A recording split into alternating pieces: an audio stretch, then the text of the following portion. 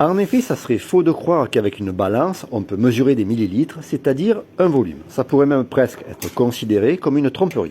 Ici, on peut lire 176 millilitres d'eau. Si on remplit notre verre avec de la semoule, on a cette fois-ci 143 millilitres. Le volume est en réalité identique, ce qui a changé, c'est le poids. La masse volumique de la semoule est moins importante que celle de l'eau.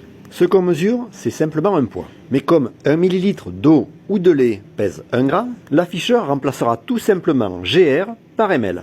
Mais ça veut dire que ça sera seulement valable si on mesure de l'eau, du lait ou toute autre matière qui a une masse volumique de 1 gramme par millilitre. Maintenant, voyons comment fonctionnent la plupart de ces balances électroniques. Si on enlève le capot de celle-ci, on trouve au centre un capteur piézoélectrique.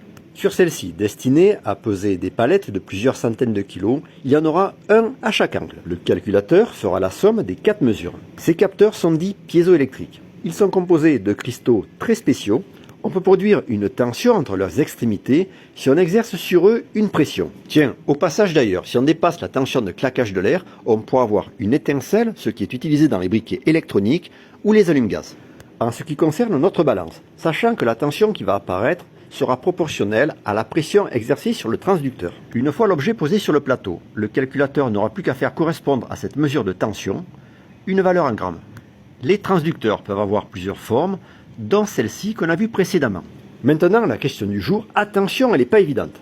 Comment, à ton avis, sur les voitures, est fait le contrôle de manque de pression des pneus ?